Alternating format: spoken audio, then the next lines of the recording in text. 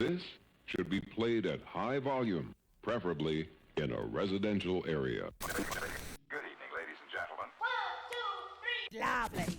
Good evening, everyone, and welcome to the Maastricht edition live on Facebook. Tonight we have the lovely Robert de Koning from the Rodley Wine Shop on the Rechtstraat, and of course we have our usual fun segments of This Day in History, Matt Goes Dutch, and Tracy Tidbits. So stay tuned, and we'll give you a big welcome soon.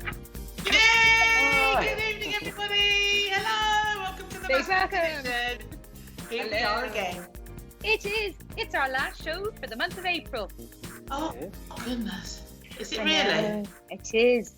It is. It's the 1st of May on Saturday, people. OMG. I don't have it. I don't know what day it is most of the time anyway, so no surprise there. As long as you know when it's Thursday, that's all that matters, Joe. As long as you're here with us. Oh, how sweet. Well, yeah. I can just about remember what day it is, purely because this past week we've had days off here, not so many days off. Well, I didn't have a day off. My husband had a day off, and then I get completely confused about, what day is it? Where are we? What's going on? Yeah. There was no celebrations for King's Day, or some people went out, I believe. How did you guys celebrate King's Day? I ate lots. Did you? I had a fideuà. Did you? Which is like a paella, but made of pasta instead of rice. Ooh, sounds quite yummy. And it's very orange, so it was very appropriate. I was going to say, was it orange? It was orange. And then we also had some tompoesen with the orange hagelslag on top. Nice. Oh, well done, you. Gosh, well, I recall it was beautiful weather on Tuesday. So Dave and I went out in the morning for a bit of a walk. And on the way back, we picked up some bagels to go from SAP in Maastricht. And then we came back and we watched some fabulous images of Eindhoven, Matthew. I was expecting to see you in the background. So we watched a little bit of the tour they did in Eindhoven, the royal family. And we also had orange sous. So they're like little mini profiteroles with the orange icing on top. Yeah. And that was it, really. So well, but there a lot of people had quite the party in Maastricht. I think the parks were full, so everywhere. I can imagine. Well, we got the furniture out. The garden furniture is out. Hallelujah! It's on the patio. The tent is up, and there we were with a bottle of wine on the patio, which was absolutely lovely. And when we get the garden furniture out, then we're like, okay, we're set for the summer now.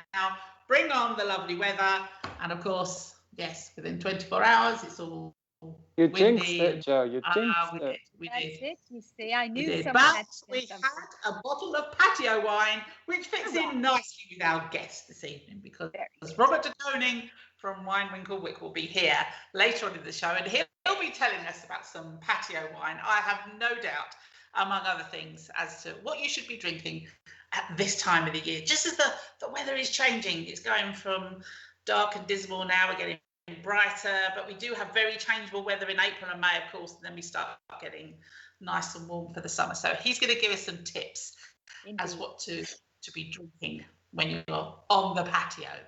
But of course, also this week, we've had the Oscars. Now, normally, of course, there's some huge, big event going on, and look at that! Did you win an Oscar? Did you win an Oscar by any chance? Yeah, this is Oscar. That is Oscar. We've met him before, haven't we? You have. He wasn't called Oscar then. Okay. What was he called? I think he was called Otto. Yes, Oscar. Okay. Now he's called Oscar. Okay, that's great. So that's your Oscar. And Tracy, you have something, but it looks more like a BAFTA. Yes, it is a little bit more like a BAFTA, this one. So I got confused with my award ceremonies. OMG, my goodness. Okay. So there we go. This is a little kind of sculptured face. It's quite heavy, actually. So that was the closest thing I had to an Oscar slash. Okay. I'd like to thank the Academy in any case. Absolutely. Now, I have well, I put it down, Joe. It looks a bit threatening, that one does. Oh gosh. I've won the prize for the best dildo, obviously.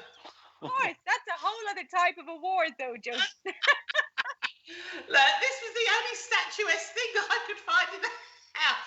And I'll look, it's one of those bottles. It was given to me as a gift. Probably somebody who's watching right now gave this to me as a gift at some point. And it's got loads of vegetables and I don't know, maybe, yeah. Biggest courgette grown or something. But yes, I have one of these, and yes, again, I would like to thank the Academy for whatever it is. That's it. It's a dust collector. It's a dust collector. But look, people who are in the film industry, they are all up for their Oscars this week. They didn't have the big event going on as per normal. I believe Anthony Hopkins, who won an Oscar, was off doing something else at the time. There was all kinds of stories around it. But all of us at home, who are, whether you're watching it or not, we do have favourite films, don't we? Because a lot of the time, there is a very good reason why these films win an Oscar, because they're extremely good films. So I have been taking a look throughout the years of what films have been winning, and going back to 1928, which was the first Oscar. It was a film called Wings, which I've never seen. I know that one. No, but going through the years, I mean, I'm going to throw a few films out there and see, A, if you've seen them, and B, if you actually would consider them a really good film, okay? Here's probably one of the most famous films from 1940, Gone with the Wind. Muted response. Yes. Can't really remember it. I think it was. I mean, it's a really long haul. That movie. You've got to commit to that one. I've seen it a few times, but never in one go. It's always been kind of at one point you need to take a break. I mean, it's screen wise and the costumes and everything else, I mean, stunning, and it was of its time. Of course, it's come under some disrepute recently, I believe, with some stuff, but yeah, I wouldn't put it on my watch every year at Christmas time list. Okay, we're going to stick with the Sound of Music on that one, I suppose. Okay, well, let's go. Let's jump ahead maybe into the 50s. How about that? Here we go. An American in Paris. We're going musical. We're going Gene Kelly. Is this the kind of thing that you would watch, Matthew? I have not seen that. I've also not seen it. Do you like what? Musicals. No. No. Okay, we're doing really well here. Great topic here, Joe. Yeah. Plow on. Okay, well, let's move on from the 60s then. Okay, no, actually, we got some more in the 60s here. How about, no, that's no good because that's a musical. Well, there's The Sound of Music in 1966. Do you know, I've never actually seen The Sound of Music. Oh, my God. Here. All right, let's go into the 70s. The Godfather. I have seen that, yeah. What did you think of The Godfather? I thought it's quite good. It's very thrilling. Tracy? Suspenseful. I've seen it, but if I recall correctly, I think I had a slight leaning towards Godfather 2, which I thought was... Okay, Godfather 2 won in 1975. There you go. We do have some absolute classics here.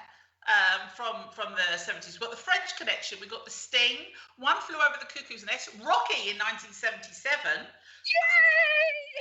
Oh, okay. Have Rocky. Adrian! Excellent. Okay.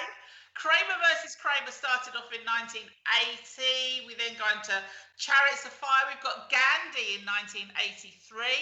Yeah. The Last Emperor, 88. Rain Man, 1989. Matthew, any of these? I've not seen any of these films, no. Okay, here's a firm favourite of mine, which was in 1990, and this is Driving Miss Daisy.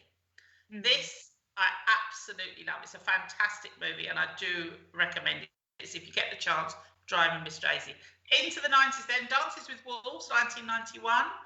Schindler's List, 94. Forrest Gump, 95. You must have seen Forrest Gump, Matt.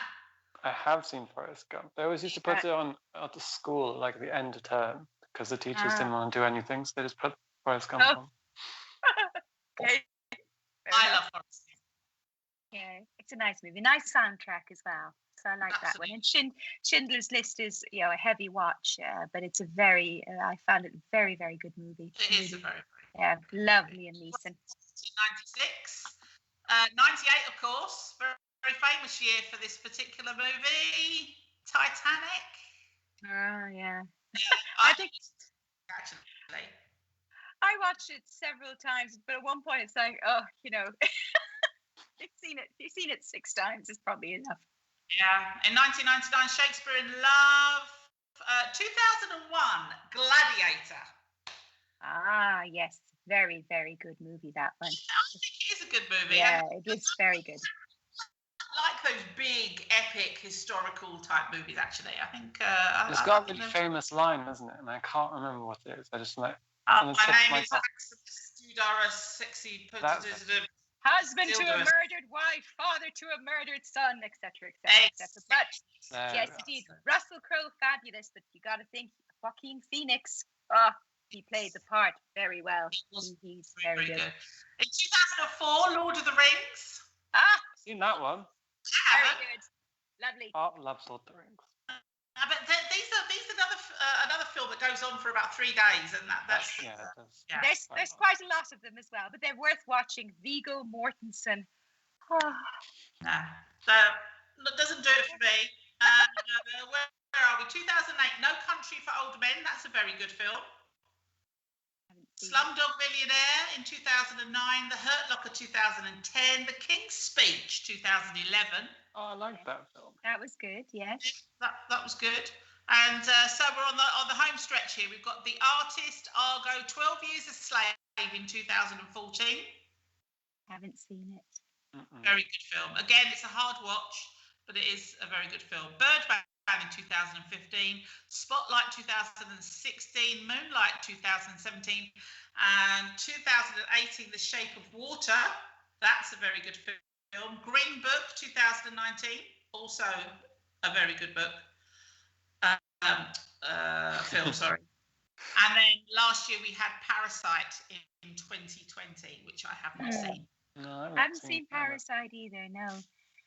Green Book is good though. That's a really good film. That is a good. It is a good film. It is a good film.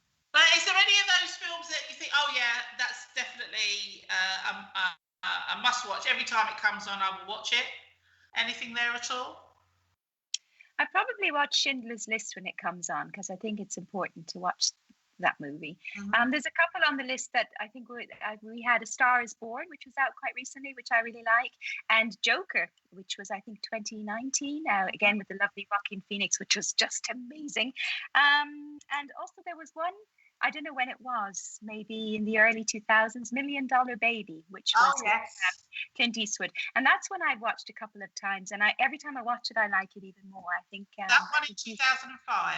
2005. Okay, there. So beginning of the 2000s. And that was probably, that's probably one. But I tend to be, my favorite movies are ones from the 80s. Those are the ones I watch over and over again, like Back to the Future and the Goonies and things like that. So, but yeah.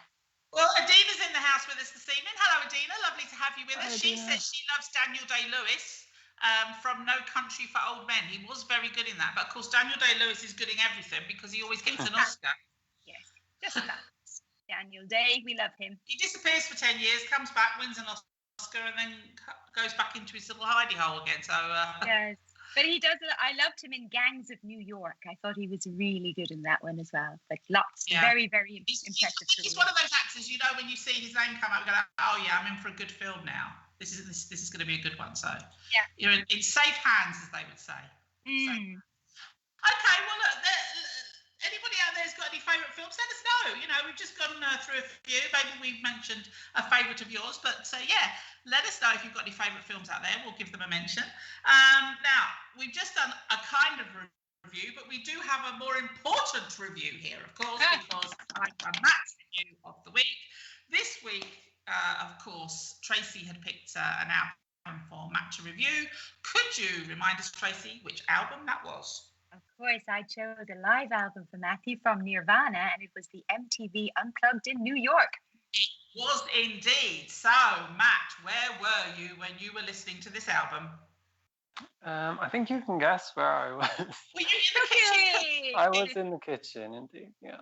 Okay, and how was this one for you? And this was actually right up my street. I quite enjoyed this one. Good. I liked that it was a sort of like indie-ish sort of music. I think that's grunge. Yeah. And I liked that it was live, like because you remember I told you about playing Guitar Hero. Yes. And I used to love Guitar Hero. It reminded me of playing that because you sort of like hear all the like background noises and everything. The tuning. Yeah, exactly. So I enjoyed that, and I just quite enjoyed it. There were some I thought like, okay, it's a bit of a downer, maybe a bit too long, but otherwise, no, it was good. Okay. So, how much did you actually know about Nirvana? Nothing. Okay. Does this mean that you're going to delve into Nirvana a bit more? Maybe, yeah. I think it's a band I'd look into. Okay, that's cool. Excellent. All right then. So we're now looking to see how many Matthews out of 10 did you give this album? Well, I thought I would give it an 8. Oh, solid 8.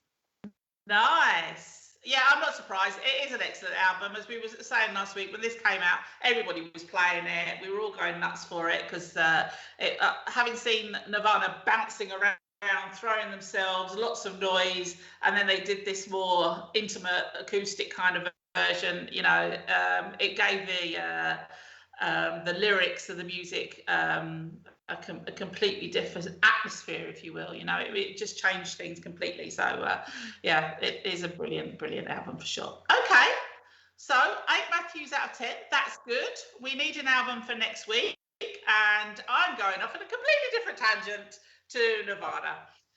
So, oh dear, Sir Tom Jones. Thomas the Jones. Thomas the Jones. You should know because, of course, he comes from your territory, Matt. He has recently released a new album. This guy has been going for approximately 374 years. He still can sing amazingly and has this fantastic new album out. But I'm not going to give you that new album to review. I'm actually going to take you back to 1999, where he produced an album. It seemed to be actually after he did this album, there was a bit of a trend that followed of collaborations, and he brought out an album called Reload, and this was all cover versions, and he was doing these collaborations with other artists, and after that a lot of them seemed to jump on the bandwagon. So he was working with Stereophonics, Robbie Williams, Divine Comedy, all kinds of different artists here. The album is absolutely fantastic. These are a lot of the songs on there I think you will know, and it also sounds, for me, it really sounds like they had a lot of fun. You kind of get that feeling in the album as well when you're listening to it. It sounds like they're having a really, really good time, which kind of gives you that kind of feel-good feeling as well. So that's the album I'm giving to you this week, Reload by the magnificent Sir Tom Jones. Now, considering he comes from your part of the world, how much Tom Jones have you actually listened to before, Matt? I mean, I know all the main songs, like What's New Pussycat. I can't remember what any of them are called. Green Grass of Home. Grass of Home. Delilah. Sex Bomb. Oh, okay. Delilah, yeah. So far, apart from Sex Bomb, all the others come from the 60s. So then there was Sex Bomb that came out, I think it was the early 90s. or late 80s, early 90s, something like that. So, but yes, you know all the old ones. So yeah, quite possibly as you were growing up,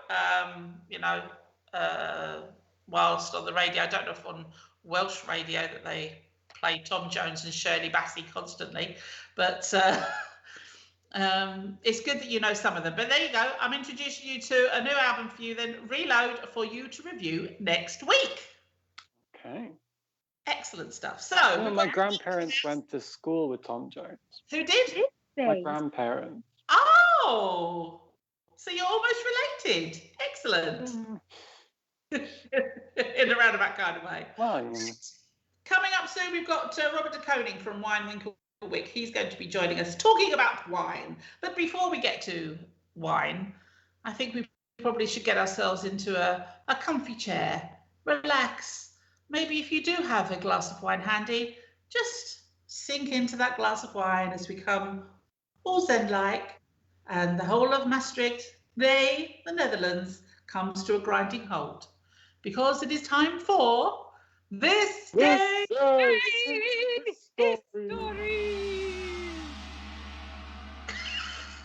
I feel like I was being haunted. Ooh, that's what it. Well, there was something scary about it, that's for sure. Okay, it's Thursday, the 29th of April, and as our Tracy said, this is going to be the last This Day in history of this month because we'll be soon into May. But on this very day in 1553, Flemish women introduced the practice of starching linen into England. Ah, okay. I don't actually know how that happened, but it did. And I can't say I've been starching my linen personally. Tracy, is this something that you do? I have never used starch on anything. Okay, well, maybe we should be doing it. Sorry. Maybe we're missing out on something. In 1701, on the 29th of April, the Netherlands adopts the Gregorian calendar. Tomorrow is actually May the 12th in 1701. And in 1769, the Scottish engineer James Watts patents the steam engine with a separate condenser enrolled. That's really important. It has a separate condenser enrolled, Matt. Okay. Make note.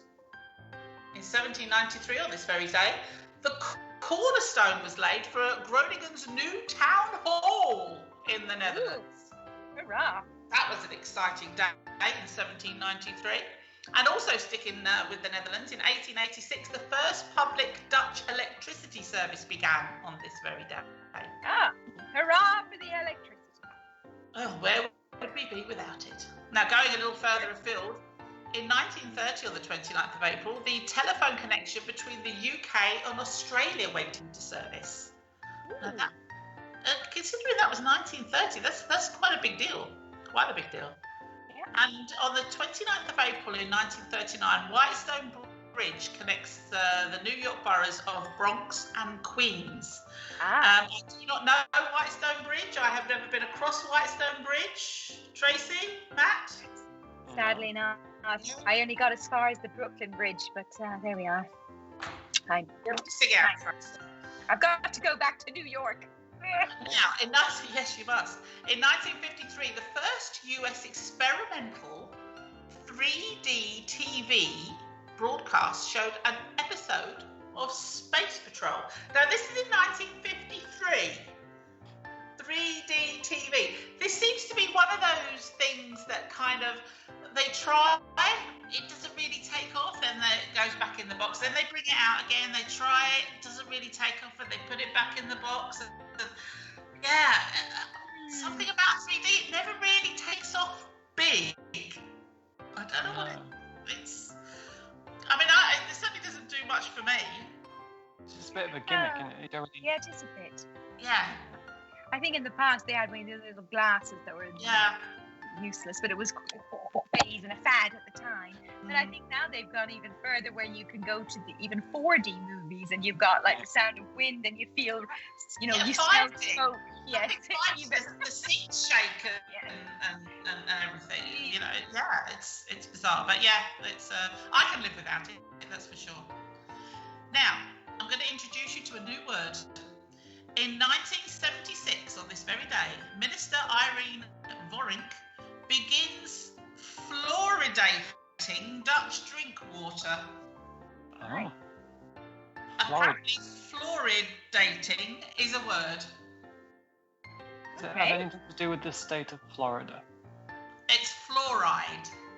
As in Fluoride. Toothpaste. Fluoride. Fluoridate. You see, I don't think that works like fluoridating. Fluoridating. It just doesn't really work, does it? I mean, I'm not sure it's a word, actually. Anyway, 1990, wrecking cranes begin tearing down the Berlin Wall at the Brandenburg Gate. And a very exciting thing happened on this day in 1995. The longest sausage ever was made in Ontario. Can you guess how long this sausage was? A kilometre. Ooh, that's how I was going to go like, 10 feet or something. I don't know. 6.3 kilometres. Bloody hell. Kilometres. That's long. I've never seen a sausage that big, Tracy. What about you? I have not, Joseph. It's bigger than No, put it away. I'm already going to have struggle sleeping tonight. Like, it's coming. 46.3 kilometres. That's huge. Yeah. Who ate it? Yeah, why? What was the point of this? I mean, how do you cook the bloody thing? I mean, it's ridiculous. Right. Maybe it's cured. Doesn't need to be cooked. 2015, German measles is declared eradicated from North and South America, the first world region to do so. And finally, on this very day in 2018, Sweden's official Twitter account confirms Swedish meatballs actually originated in Turkey. Ah. But they're made of reindeer, aren't they? Oh. well, I don't Is know. that the traditional thing? I thought that's what it was. I don't know. But they do eat a lot of reindeer in the Scandinavian countries, so it's not beyond the realms of possibility. But I think the meatballs you buy in IKEA are probably not made from reindeer. I tried reindeer actually in Norway. I did try it. I had some reindeer stew, and it was well. Do you know, I do make a point when I visit a new country, even if I'm a bit I don't know. I will try it. I will just to see. And it was there, and I tried it, and it was it's quite a strong tasting meat. But yeah, I tried it, and yeah, if their meatballs are made from reindeer, then fine. I don't personally eat Swedish meatballs, but yeah, I don't know where to go with that, to be honest. You backed yourself into a wall there, Joe. Well, they came from Turkey anyway. Whatever they're made from, they came from Turkey. They're not Swedish, they're Turkish. There you go. Let's have a look at some birthdays. On this day in 1899, Duke Ellington, the American band leader and composer, was born. 1933, the American country singer-songwriter Willie Nelson was born. Jerry Seinfeld, the American comedian and actor, was born in 1954. And oh, well, look at that. Daniel Day-Lewis. It's his birthday today. Adina. Maybe you want to send him some birthday wishes. He was born in 1957. Michelle Pfeiffer in 1958.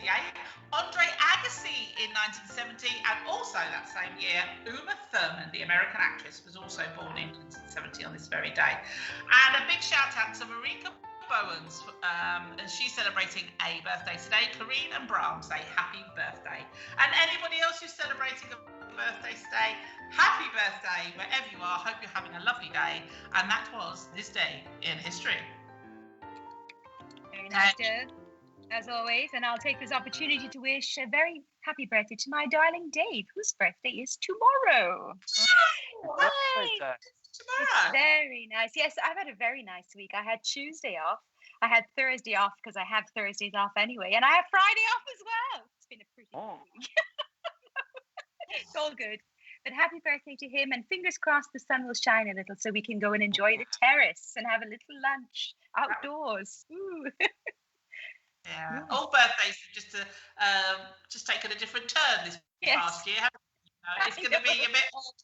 next year, assuming that we're not in the same position, when it comes to celebrating a birthday, we're like, oh, well, we can go to a restaurant. Oh, we can have a party. Yes. It's all confusing, you know. Oh my God, how do you do a party? I have no idea. My goodness. But yes, let's see. Hugging. They'll be hugging. Yay. Oh, for a hug. Actually, I did see somebody hugging on the telly earlier, and it was like, did you know? It's an old program, but it still was like, oh. Well, if it's an old program, it's okay. It was allowed then, back in the day. It still seems weird. It's like, oh. And they shouldn't be doing strange times. But I tell you what we should be doing. It's that time of the evening now where I think we should have some news, Tracy. Yes, let's get through the news and get our lovely guest on. We have much to do in the second half hour. Tracy Taylor with the news. Thank you, Joe, and good evening, everyone. It's April 29th, and you're watching the Maastricht edition on Facebook Live. First, to look at your weekend weather, and Friday will be another dull and overcast day, but it is set to stay dry. Temperatures will reach 13 degrees. Saturday and Sunday will be somewhat brighter with the chance of more sunny spells and highs of 15. Moving to your news bulletin for tonight, the European Parliament has agreed its position on how a COVID certificate should work, bringing the EU closer to launching a document to open up travel within the region. As of June, the intention is to have a certificate showing the bearer's vaccination status, COVID test results, and evidence of having survived the virus. Dutch, Belgian and German government officials have urgently called upon their residents to stay in their home countries as much as possible during the upcoming weeks so that a cross-border surge of new coronavirus infections can be prevented. The Netherlands saw its first significant relaxation of lockdown measures on Wednesday, with the curfew eliminated and cafe terraces and some non-essential stores allowed to reopen. It seems that a quarter of people currently working remotely have said they would prefer to continue working from home predominantly or even full-time once the coronavirus pandemic has ended. The top reasons given in support of working from home are the lack of a commute and improved productivity. Animal rights activist Peter Janssen, better known as the Vegan Streaker, has begun a hunger strike from his prison cell in Arnhem to show solidarity with the animals that suffer in the intensive livestock industry and sectors like animal testing. The 34-year-old was convicted in November for setting trucks on fire outside a duck slaughterhouse in Ermelo and has said he is repulsed with animal suffering, which is in many cases aided by the government. In other news, American astronaut Michael Collins has died at the age of 90. Collins stayed behind in the command module of Apollo 11 on July 20th, 1969, while Neil Armstrong and Buzz Aldrin traveled to the lunar surface. Often described as the forgotten third astronaut on the historic mission, Collins remained alone for more than 21 hours until his two colleagues returned to the lunar module. And a pair of Nike Air shoes worn by rapper Kanye West have sold for $1.8 million at Sotheby's. The shoes beat the record held by a pair of Nike Air Jordan, which sold for $615,000 in August 2020 at Christie's. Kanye West wore the high-top sneakers during the 2008 Grammy Awards. In local news, and it seems the mayor of Maastricht, Anne-Marie Pendestrake, is very satisfied with how things went yesterday on day one of the relaxation of coronavirus restrictions. She felt that by opening terraces, the parks became emptier and that the relaxation of rules contributed to keeping crowds under control.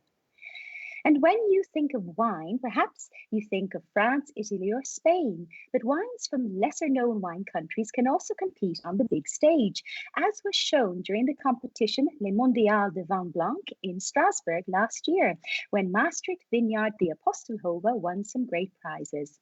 The organizers are now calling on other wineries in Maastricht and the region to participate in the new competition starting this October. There are 12 categories along with a prize for the overall best dry white wine.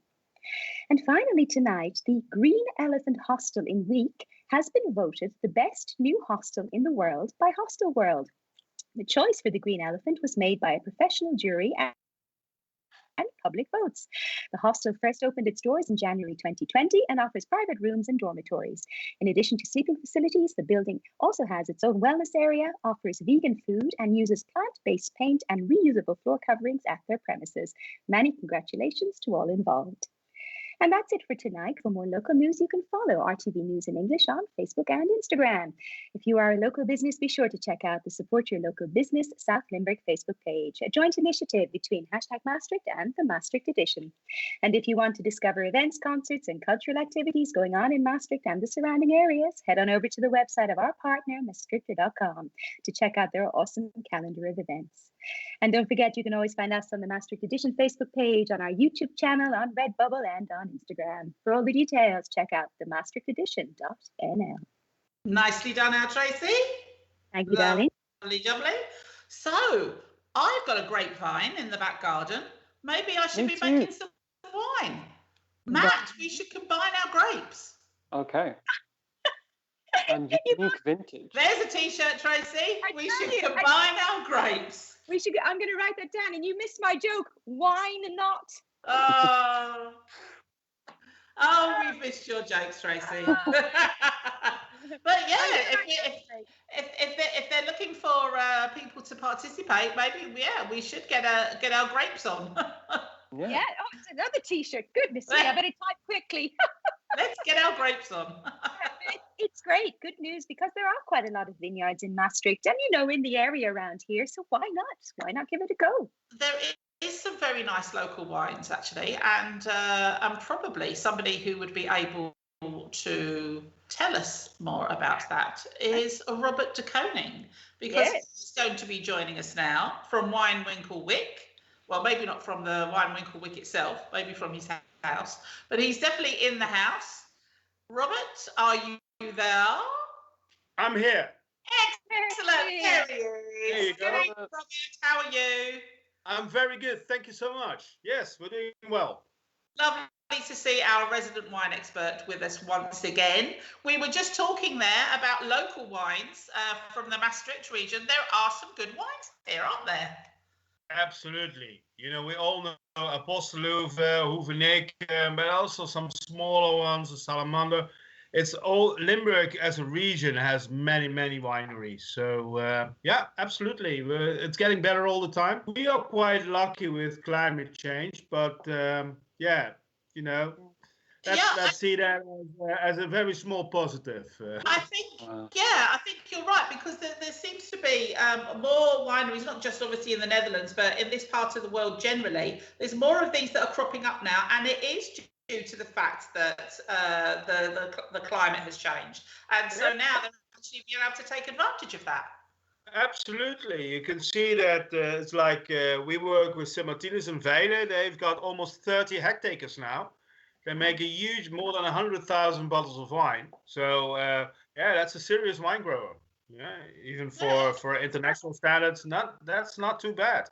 And you see that more and more everywhere in the Netherlands. You can grow wine, even on Texel on the islands. I think our wine is better, but I'm from Limburg. Yeah, of course. So what's been happening since the last time we saw you, Robert? Sorry? What's been happening since the last time we saw you? Well, we keep on going with the store, which is going really well, I have to say. Again, a small positive of Corona. A lot of people drinking wine at house, ordering out dinners and taking the wine from us. So that's a really good thing. This week we've slowly started to deliver the bars and the restaurants. Well, especially more bars, very slowly. Some choose to stay closed, like Tembe, because they think, we can't really do it because there's so many positives of the Corona, 8,000-9,000, and the hospital is so they have so much pressure. So we really don't want to open. And you got the others who have day businesses like Van Wijk. We deliver wine as well. For them, it's perfect. They're closing at 6 anyway. Yeah. Yeah. Oh, so, okay. So that makes sense for them then. That's getting along. So that's going well, and so we're really positive actually towards what's coming. And I think slowly but surely we hopefully we're getting back to normal. Yeah. Yeah. Well, some of us can't even remember what normal is. So whatever it goes back to, I'm more than happy about that for sure. But of course, we're at that time of the year, Robert, where the weather is changing. You know, we're out of winter now.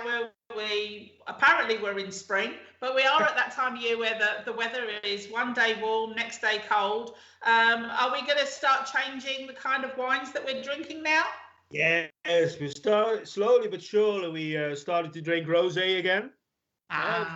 Wines are coming up again. More and more fresh white wines.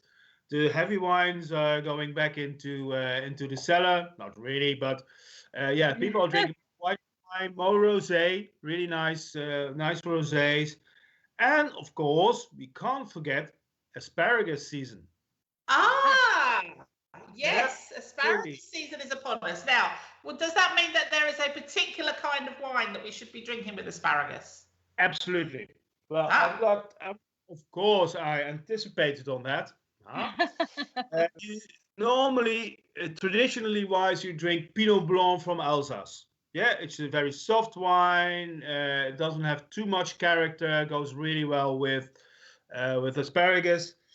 We do sell that as well, but we sell also the really well-known Soave Pasoleggino Borgoletto. Really nice with asparagus. This is a very good Soave. You have Soave from €3. This one is $9.95, and that's really nice with asparagus. Goes really well. It's got good taste, full of taste, and you need that because white asparagus is a bit bitter because they grow underground. And everything which grows underground is a bit bitter. So therefore, you need a wine which can actually balance that out. So therefore, we have the Soave Pasoleggino, Veneto, so northern Italy. And it's beautiful. It's really nice. Yeah, of course, from our Austrian friends, the Grüner Veltliner. Very nice. Fine with all your cold starters anyway, because it fits with everything, but really nice with asparagus, got a bit of white pepper to it. So again, nice acidity, freshens it all up, and therefore it's really nice with asparagus. So we sold a lot last year and already selling a lot this year as well with the asparagus.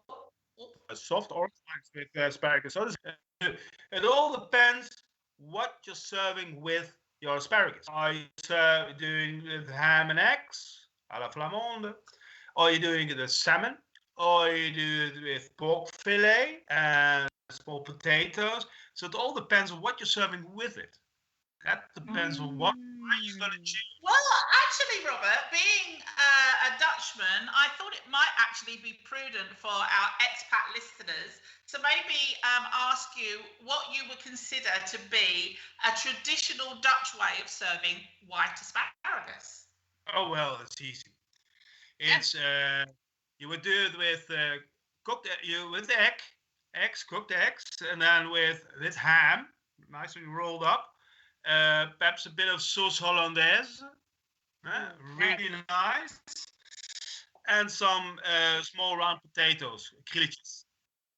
Yes, Okay. so that would be classed as the most traditional way of eating them. Oh, I think he's frozen. He seems to have frozen. Indeed. Okay, I think we may have lost Robert there for a moment. So let's. We're back again. He's back. He's back. There we go. No, he's frozen. Is it? Yes, he is. We keep. Oh no, I think we may have lost him again. No. Yes. No.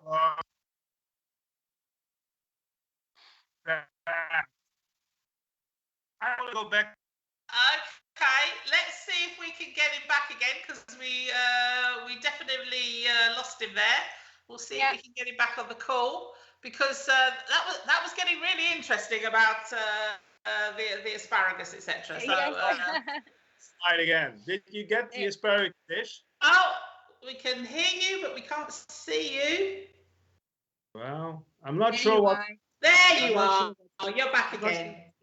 But hey. Okay, so the traditional way of eating white asparagus with the boiled egg, some ham, and some potatoes, some hollandaise sauce. Excellent. You cook the asparagus. You cook them for 4 or 5 minutes. Mhm. Then you take them off the heat, and then you leave them for 50 minutes, and then they're perfect. So don't boil them for 10 or 12 minutes. Boil them for 4 minutes, take them off the stove, and leave them rest for another 50 minutes, and you got perfect asparagus. Top tip there. Top tip indeed. That's really nice. And I like to do it with clarified butter as well. Oh, you gotta have the butter. Instead And how of long just, does the season go, Robert? When does the season end?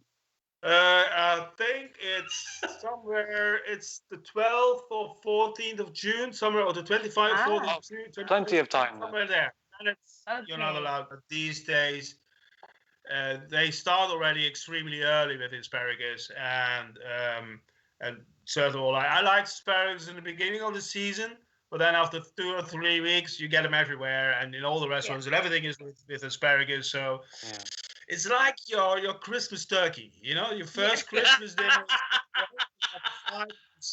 You've done it, you've been there, so you know what I mean. Okay. But it's we had them last week. We had them this weekend, and they were really nice. And we kept the shavings for soup, stuff like that. So so we're gonna eat. I ordered 5 kilos, so still got a few portions left. So nice. It is a very short season, of course, for asparagus. But moving on towards summer, what kind of wines can we be looking forward to as the year goes on? Is there anything new coming out that we can get excited about? Well, all the new years are coming out now. The new vintages are coming out. We are very much looking forward to getting up a lot of new orange wines, natural wines, but very much in the fresh wines, really exciting wines, nice rosés. There's a lot happening now. We've got a really nice Spanish rosé now, which is really not too dark and really nice from taste, and it's a natural wine. So we're looking forward to that, really, to get the. And what we also do, we have we have our Prosecco. We also got them in the small bottles now. A lot of people take them. I don't know where they drink them. Perhaps a park. I'm not sure. With a little straw, and it's selling really well. So we're doing that. So it's a really nice rosé, Prosecco. So that's nice as well. Lovely. Well, so there's something about Prosecco over the last few years that really has taken off, hasn't it? It just seems to be that I don't know if it's a trend, but it certainly, I don't know, the last 5-6 years, it just seems to be the drink to have whenever there's something a little special going on. It's light, it's not too heavy. Sometimes they're a bit sweeter. We have a Moscato Prosecco, which is sweeter, but the rest is all dry. But people like that. It's more fruitier. It's not very complicated to drink. And it's taken over from Cava. Yeah. People don't want that much for Cava anymore. They're into Prosecco now. Yeah. So, and also in Italy, you see the area where you're allowed to produce Prosecco is getting bigger. Right. Yeah. Well, I'm happy with Bubbles. I don't need an excuse. Bring on the Bubbles. I'm more than happy. Now, people want to come and see you, Robert. Where can they find you? Rechtstraat 49A in Wyck. Yes. There. It's the only wine store in the street, so not too difficult to find. And we're open 7 days a week, so they're more than welcome. Of course, we were essential, so we've always been open. So. And we're going to start again with wine tastings. We changed the store from the inside. We're going to prepare the garden next week, so we can do outside wine tastings again. Nice. So really looking forward. We've booked already a few, and we're really looking forward to do that again. Well, we're really looking forward to it as well. As soon as we can have our team days out again, then we will definitely be coming to see you, Robert. Excellent. As always, it's an absolute pleasure to have you on the show. Thank you very much for joining us. All the best to the family, and I will be putting in an order very soon. So hopefully it won't be long before I see you. Thanks ever so much, Robert. Thank you so much. Take care. Bye. Nice. Well, we got a lesson in asparagus as well. We did. There you go. Robert always delivers. I've not had it for years. Yeah, I can't remember the last time I've had asparagus actually, but I do like it. It's one of my favourites. So yeah. Do you like an asparagus soup? Very nice, yes. It does make your wee smell funny, though. No. TMI, Matthew. So I had the green one not that long ago, and I was like, what's going on? Oh, Like, God. it was really weird. It is true. It does make you. So maybe don't have asparagus if you're on a first date or meeting the parents for the first time or something like that, perhaps, just in case. Just be aware it will happen. I don't know weeing in front of people, if I'm honest. Well, I don't know. You might be uncomfortable. I'm not sure. Before we move on to Matt going Dutch, somebody asked me a question. What do you know this week that you didn't know last week, Joe? Well, it's funny you should ask me that. What Matt, a shock. Relative to body size, the loudest animal on Earth is the lesser water boatman. It is 2 millimeters long and can sing at 105 decibels by rubbing its penis against its belly. Ah. Right. It is in the Guinness World Records list as the insect under loudest penis. Good. Well, what's the next one after that? Yeah. But there you go. So it rubs his willy on his belly and then makes this 105 decibels. I mean, Yeah, it's loud enough, isn't it? No. Good Lord. Wow. yeah. So okay, but so if anybody else can compete with that, I don't mean about rubbing your willy on your belly. You see. But Oh, God. Imagine the messages on Facebook. Oh, Lord. We'll get blocked. Don't do it. Yeah, I know. there you go. So that is something I learned this week that I certainly didn't know last week. Not sure that I'm going to remember it going forward because I don't know if I want to remember it, to be honest with you. God, between that piece of information and Joe's weird dildo Oscar award, I'm not getting any sleep tonight. See this one, Tracy? That's what I mean. I think it's time for Matt to go Dutch anyway. What have you got this week, Matt? Well, I'm also going to be talking about insects, but there's going to be no penis on stomach rubbing because I'm talking about bees. Because before you go any further, Matt, I've just got to say, Robert's just left a message saying it is very healthy. Now, I'm not 100% sure what he's referring to.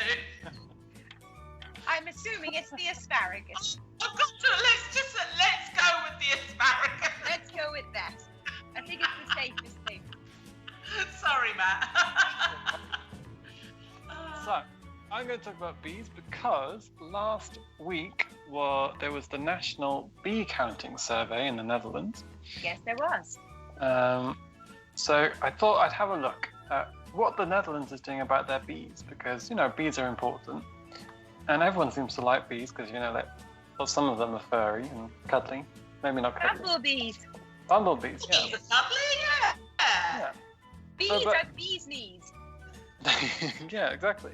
So bees are suffering due to global warming, loss of habitat and invasive species across the globe, but also in the Netherlands. But of course, they're key pollinators, and the Netherlands is the world's second biggest exporter of food. So bees and pollinators are really important, not just for the environment, but also for the economy, because they're important for growing healthy crops and propagating them. But the problem is that the growth of the agricultural industry has meant a decline in bees because they destroyed all the wildflower meadows and the other habitats that the bees like by growing more crops and just monoculture. So since the 1940s, a lot of land the bees lived on has been destroyed, and many populations have fallen or been very damaged by pesticides and that sort of thing. So more than half of the country's 360 species of bee are now endangered. And I had no idea there were that many species of bee in the Netherlands. 360 different types of bee. Wow. It's a bit crazy, but it's huge. So since 2018, there's been a national pollinator strategy to help regrow the species of bees and to help them all at least stop the decline and hopefully help them to grow. So this has had different strategies across different cities and different towns. So there's aims to increase the number of nesting sites, strengthen food supply for bees, creating an environment where nature and agriculture can better coexist. So this has been about creating bee hotels. So I'm sure you've seen them around. They're like stalks of bamboo in like a wooden frame or other types of hollow tubes, where single bees go and hang out. There are also more wildflowers in public spaces, and in Utrecht they're planting them on top of bus stops. So using all available space to help bees, and also the banning of chemical pesticides. So since 2000 in Amsterdam there's been a 45% increase in the bee population, with public involvement being key. So all these sort of projects are really helping bees. And then last week, 11,000 people across the country took part in the National Bee Census. Were either of you in the Bee Census? No. Unfortunately not. Although I did happen to pay more attention. I did count 3 bees in our garden on Saturday. Wow. Apparently, everyone who took part had to spend 30 minutes in their garden, and on average, they spotted 18 to 20 bees in their garden in that 30 minutes. Wow. So in total, there were 200,000 bees counted. And it sort of showed that there was no sort of decrease. The bee population is steady, so it's going well, but it could go better, and we could sort of grow them. I would have an awful lot, I would say, because of the cherry tree. And at this time of the year, the blossom is out, and when you walk past the cherry tree, there's an extremely loud buzzing coming through. It's almost vibrating. The buzz that's coming from it. So, you know, I wouldn't be able to count all of the bees that we have there, actually. Well, you'd get more than 20 then. Definitely. Yeah. So the most common bee was the honeybee. The second most common is the red mason bee. I don't know what that looks like. And the third one is the earth bumblebee. So that's sort of like the traditional bee that everyone knows.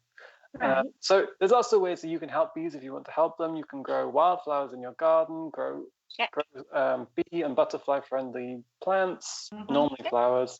They love purple, anything with a purple flower. They do? Yes. I can confirm, yes. Yes. And also you can have your own little bee hotel in the garden as well, and avoid harmful pesticides as well. Yeah.